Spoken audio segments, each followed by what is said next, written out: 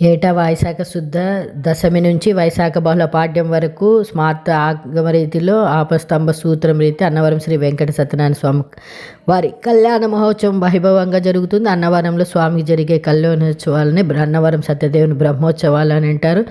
ఇవి 2026 ఏప్రిల్ 26 నుంచి మే 2 వరకు జరగనున్న 27వ తేదీ సోమవారం స్వామివారి యొక్క కళ్యాణం జరగనుంది. కాకినాడలో అన్నవరంలో వెలిసినటువంటి అందరినీ సన్మార్గంలో నడిపించే దేవదేవుడు శ్రీ సత్యనారాయణ స్వామి స్కంద పురాణం, అగ్ని పురాణం, అగ్నవరంలో క్షేత్ర మహత్యం గురించి వివరించారు. అయితే ఇది కిర్లంపూడి జమీందారులు అన్నవరం ఆలయాన్ని నిర్మించగా ఆలయ స్థల పురాణం ద్వారా తెలుస్తోంది.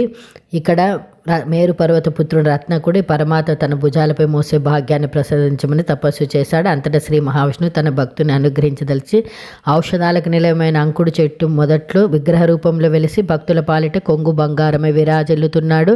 అలాగే శ్రీహరి కోసం గిరిగా మారిన రత్నకుడు రత్నగిరిగా మారగా అక్కడ వెలిసిన శ్రీహరి సత్యనారాయణ స్వామిగా పూజలు అందుకుంటున్నాడు. ఇక్కడ 2 అంతస్తుల నిలయం ఆలయం రథాకారంలో ఉండి సూక్ష్మంగా పరిశీలిస్తే 4 దిక్కుల్లో 4 చక్రాలుగా ఉన్నట్లు అగ్నిపురాణము పేర్కొని ఉంది. అన్నవరం సత్యనారాయణ స్వామి ఆలయంలో మహిమాన్విత మహాయంత్రము సమయాన్ని సూచించే సూర్య స్తంభము ప్రత్యేక ఆకర్షణగా నిలుస్తాయి. స్వామివారి దర్శనానికి వెళ్లే ముందు భక్తులు మొదటి అంతస్తులను స్వామివారి పాదాలను ఆలయ మూల స్తంభాన్ని దర్శించుకొని అనంతరం 2వ అంతస్తులో వెలసి ఉన్న సత్యదేవుని దర్శించుకుంటారు. గర్భాలయంలో ఒకే పీఠంపై సత్యనారాయణ స్వామి, అమ్మవారు, శివుడు వెలిసి ఉండటం ఇక్కడ విశేషము.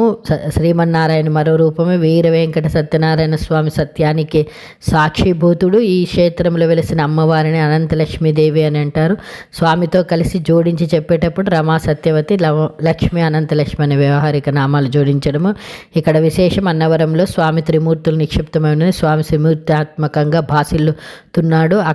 ఎక్కడో లేని విధంగా ఇక్కడ సత్యన పరాక్రమానికి వీరత్వానికి ప్రతీక కాబట్టి స్వామి విగ్రహానికి పెద్ద పెద్ద మీసాలు అనేది ఉంటాయి. ఇక్కడ మీసాల దేవుడు అని అంటే ప్రతి సంవత్సరం వైశాఖ శుద్ధ ఏకాదశి రోజు అన్నవరంలో శ్రీ సత్యనారాయణ స్వామి కళ్యాణం అంగరంగ వైభవంగా జరగనుంది.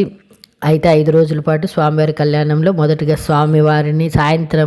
రోజు సాయంత్రం స్వామివారిని అమ్మవారిని వధూవరులుగా అలంకరిస్తారు. ఇక్కడ సాయంత్రం చల్లని వెన్నెల్లో సత్యదేవుని కళ్యాణం అనంతలక్ష్మితో మనోహరంగా సాగనుంది. సత్యనారాయణ గరుడ వాహనంపై అమ్మవారి గజవాహనంపై ఊరేగిస్తూ భక్తులను అనుగ్రహిస్తారు.